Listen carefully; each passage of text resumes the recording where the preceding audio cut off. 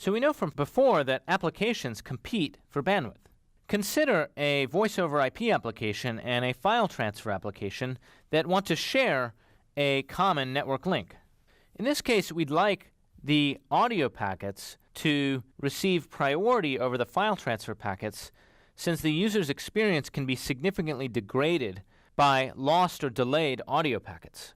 In this case, we want to mark the audio packets as they arrive at the router so that they receive a higher priority than the file transfer packets.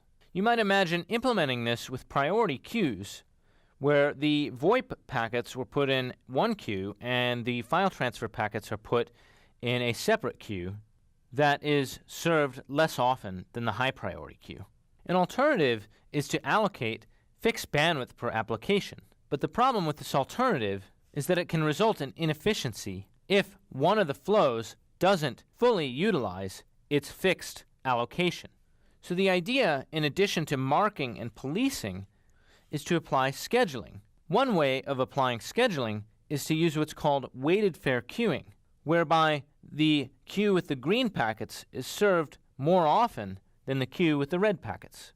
Another alternative is to use admission control, whereby an application declares its needs in advance and the network may block the application's traffic if the application can't satisfy the needs. A busy signal on a telephone network is an example of admission control. But can you imagine how annoying it would be if you attempted to load a web page and were blocked? This blocking, or the user experience that results from it, is a negative consequence of admission control and is one of the reasons it's not commonly applied for Internet applications.